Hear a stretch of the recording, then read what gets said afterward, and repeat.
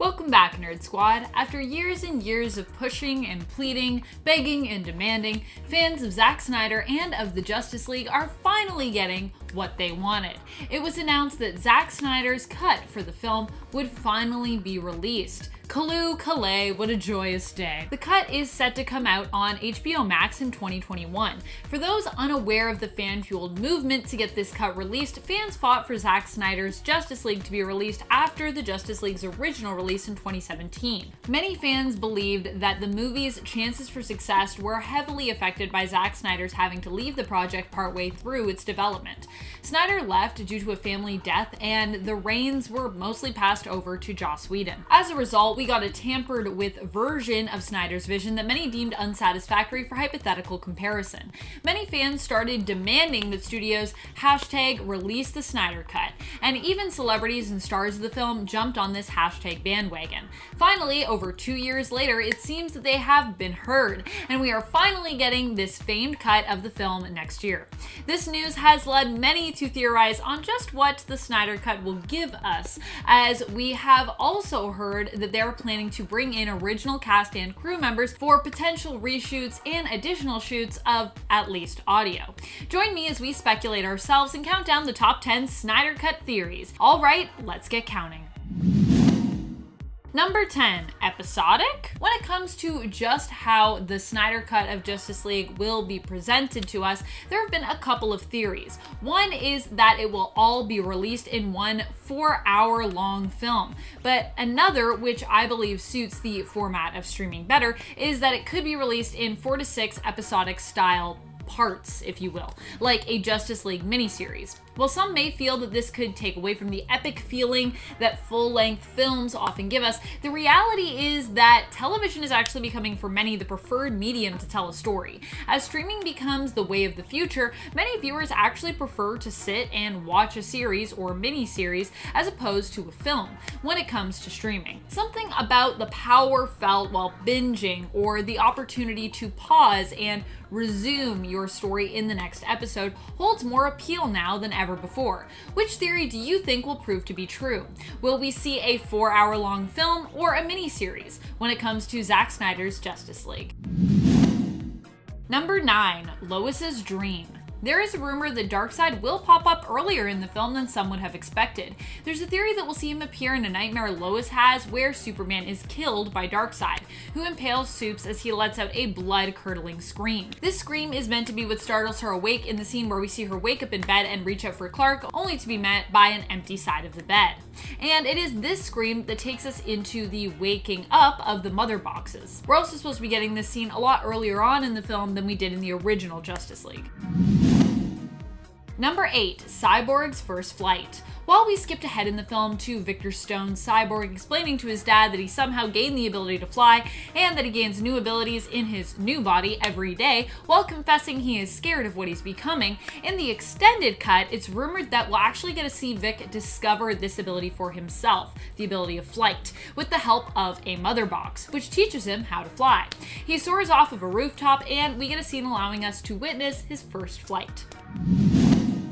Number 7, Henry Allen and Iris West. In the Justice League film that we got, Barry Allen's role was reduced to that of an awkward, annoying, lovable goof. It's like they forced Barry and Wally kind of into one character, while at the same time trying to make the Flash feel like Tom Holland's affable yet awkward Peter Parker. In the new cut, however, we might see more of what Snyder originally intended for this character, which could include a change to his personality, as well as give us more insight into his own backstory. Originally, Justice League was rumored to have a scene where Barry saves the love of his life, Iris West. Perhaps we could get even more insight into Barry's father as well in the film, Henry Allen, played by Billy Crudup. Number 6, less humor. While Justice League was rumored to be somewhat lighter of a film in regards to Snyder's take on the DCEU, it was still not meant to be as humorous as it was forced to be under Joss Whedon's direction. The studio apparently asked Whedon to lighten up the Justice League film somewhat, which he attempted to do, but to many fans, a lot of the jokes felt forced and, well, kind of out of place for many of the characters that were making them, meaning that a lot of the humor in that movie kind of fell flat. Like Batman joking about bleeding after his fight with the newly resurrected Superman, that was a really awkward joke moment. Snyder's Cut will apparently return us to his more traditional take on the world of the DCEU, a much more darker tale in line with his tone for Man of Steel and Batman v Superman. Number 5, almost finished. There is a rumor flying around that has been somewhat confirmed by Snyder himself that the cut for Zack Snyder's Justice League is actually closer to being finished than some may think. This theory has come from all the behind-the-scenes footage that Snyder has shared during production, which has suggested that Snyder may have been further along in the post-production phase of the film than originally thought. It's rumored that when Snyder left, he actually took his own cut with him, which remains mostly pieced together on a drive in his home. Though it has been described by those who have apparently seen it as being kind of like a car without the exterior. It's kind of just like seats, there's no panels. There is still some work to be done on it, obviously, hence why Warner Brothers is putting another $20 million into finishing it, at least. Some people say $30 million, to help build that exterior and to add those finishing touches and bits of glue to the footage that we already have, to put it all together. Number 4, Lantern appearance. So, Green Lantern's really only made a small cameo in the Justice League film initially, but it has been rumored that Snyder had planned for them to play a bigger role in the movie, or at least in his big epic storyline. Actor Sam Benjamin was rumored to have originally been cast as a Green Lantern, but found himself recast later as Military Policeman number 2 instead. Kind of sad.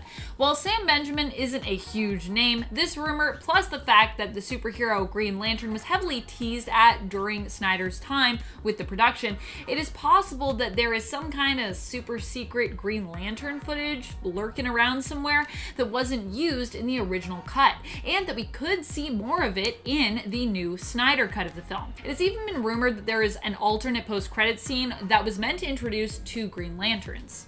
I think it'd be super cool if we got more Green Lanterns in the film. That'd be crazy.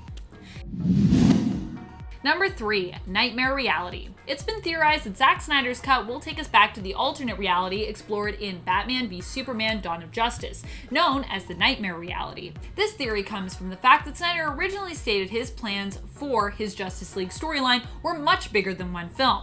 If he had continued, or if he does, because who knows what will happen after this cut is released, especially if it should be met with a massively positive response, the storyline would have taken place over multiple films, starting with Man of Steel and ending with Justice League 3. It has been rumored that the Nightmare Reality was supposed to be explored further in future films, and that Snyder had a bunch of extra footage of the reality from the Bats v Supes shoot. In fact, this rumor has been confirmed after Snyder responded to a question online asking if there was more footage of the Nightmare Reality with a "oh yeah." So we'll definitely have to wait and see how much extra footage of the Nightmare verse is actually used in this recut. Hopefully we get to see more of it in the recut. That part hasn't really been confirmed, but it exists somewhere. Number 2, The Flash reboots the DCEU. There have been theories that later on in Snyder's original plan for a multiple film long epic storyline, he would have had Barry Allen be the key to saving the universe from a deadly world-ending apocalyptic scenario, through him using the Speed Force to tap into the time stream and travel back in time. This would then of course result in a soft reboot of the universe, avoiding the hardships the characters were forced to suffer through in the previous timeline. Think kind of like Flashpoint, I think is kind of what they were trying to get at.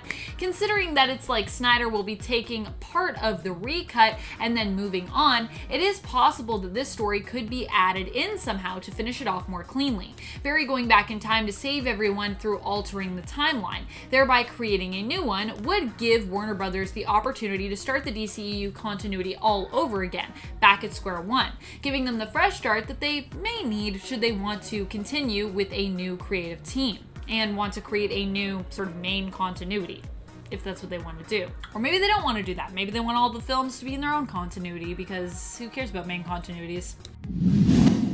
Number 1, fixing Henry Cavill's mouth edits. Although this wouldn't greatly change the story of the film, some fans hope that this cut will see something done about the terrible mouth edits that Henry Cavill's Superman was forced to endure. These mouth edits happened as a result of Henry Cavill having to do reshoots for Justice League while he was also in the process of filming Mission Impossible Fallout. For that film, he had to grow a beautiful mustache, and Paramount Studios would not let him shave it because they didn't want to spend the extra cash for digital edits that would be needed if Cavill wore a fake stash instead. Warner Brothers even considered paying Paramount $3 million to let Cavill shave it, but it was still a no-go. So, what happened? Cavill was forced to do the JL reshoots with his stash and then later have it edited out, which resulted in some pretty freaky and weird looking mouth edits later. Will these be fixed? There is a theory that the original shoot that Snyder's footage should be coming from, which will be used in the Snyder Cut, would have been shot previous to Cavill's time on MI Fallout, which means there is a good chance that Henry Cavill's upper lip will get the justice it deserved in Justice League.